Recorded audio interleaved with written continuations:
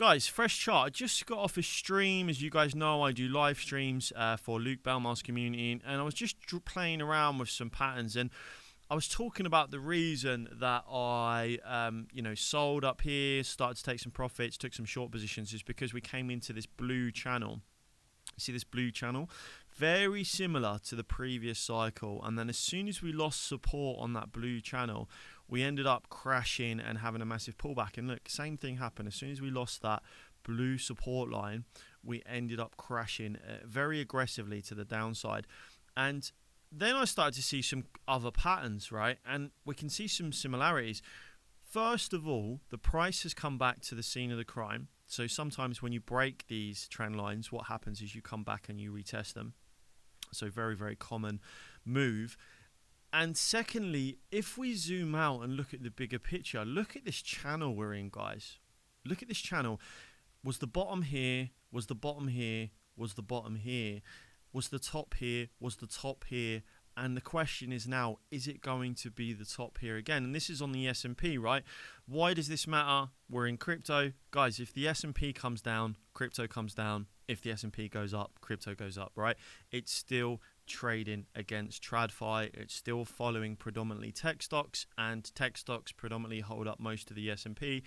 I think Nvidia might even be like 5 or 10% of the S&P because the market cap's just got insane. So clearly we are in some sort of a channel here, and the question is, are we actually going to break to the top side of this channel? If not, what an amazing line of support we have for a retracement, or if we come down for a potential bounce off of this level. Okay, so very, very big support line that we're in, and a pretty cool channel that we're in.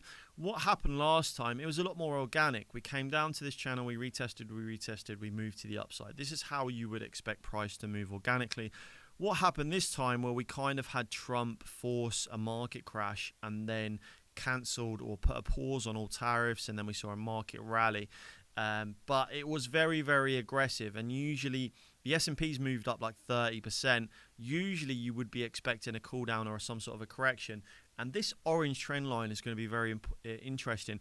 Now, isn't it also interesting that the S&P is pushing up to this resistance at the same time that BTC is pushing up to this resistance? Because this has been a resistance on BTC since 2017, actually marked the top of the market back here, marked the top of the market back here, and then now we have to ask ourselves the question, is this marking the top of the market up here?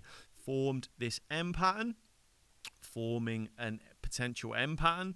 And look at this as well, for this bull run trend line here that's sort of trending to the upside, is actually also lining up with our resistance up here.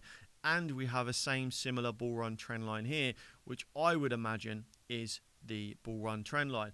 And this yellow line that I've drawn here is typically where the bull run ends. So, this is kind of where it ended last cycle.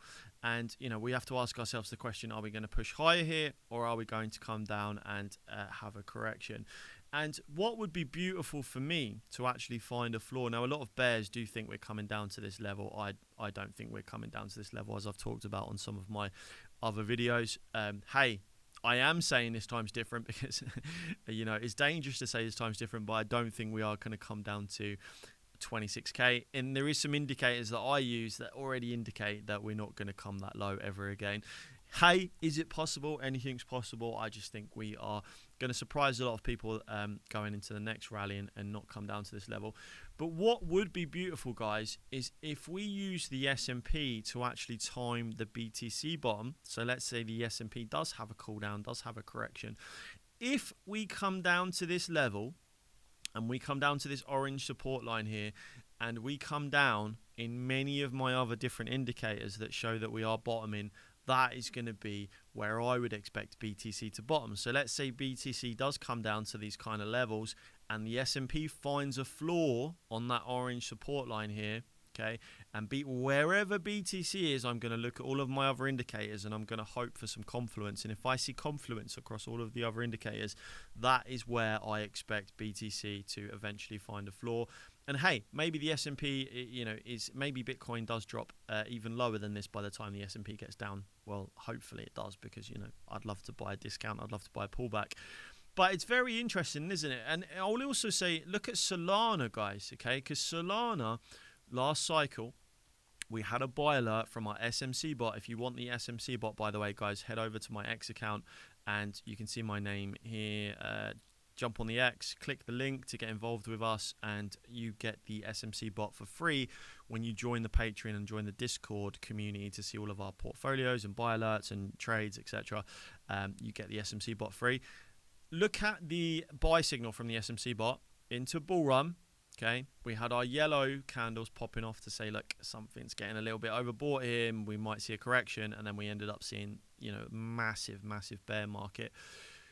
Buy alert into bull run, dump, massive dump, into relief rally, into bear market, okay? So again, this cycle, buy alert from our SMC bot to say, hey, I think the bear market's over, we're going into a bull run. Also, the green bottoms indicator was phenomenal. Look at this. The green bottoms indicator down here pretty much said, hey, looks like you've reached the bottom. Here's the green. You can see on the legend here. It tells you whether you're in an uptrend or not. You looks like you've reached the bottom. And then we had the buy signal from the SMC bot that signaled the upside. And we came into this parabolic bull run, into crash. Look at this. The crashes are so similar too. The length of the crash is very similar. And also the length of the relief rally is very similar. And now we have to ask the question, are we going into bear market or a correction? Okay, so many different charts are showing us that we're at some sort of resistance here. Okay, now another thing I'll say about this, guys, is that the S&P has moved up pretty much 30% here, which is bonkers, right? In a very short amount of time. It's absolutely bonkers that it's moved up 30%. And Solana, on the pullback, okay, so bear in mind the S&P went up 30% here. When we bought this dip, I thought, you know, Solana would actually go a lot higher, considering the S&P's gone back to all-time highs, but we never saw Solana and a lot of other cryptos go back to all-time highs, okay? So let's say this is the S&P, so this is the S&P move. So in retrospect even, the Solana has done something like this, okay?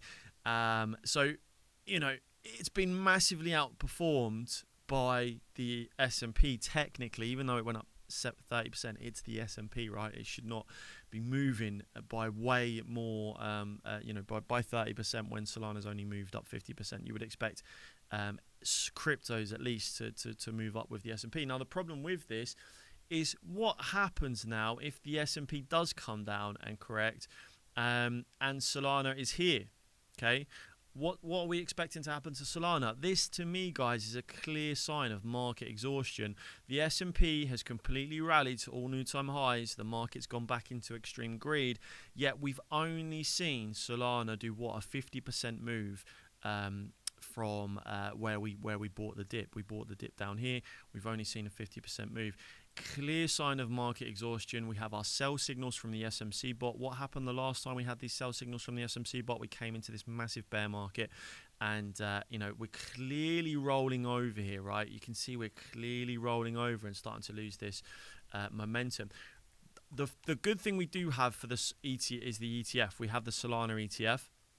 And I don't know how that's gonna operate in a bear market, because we're gonna have a lot of institutional money that's interested in a lot of these layer ones, and we also might have a lot of sell pressure from people who bought the dip and people who have been holding Solana and don't want to hold into a bear market, because those people who held last time definitely have PTSD, right? Because there was a lot of whales who were holding around $200 and the price came down to $8, and they were even asking the question, you know, how much lower is it going to go, right? Because it was $200, it's now $8.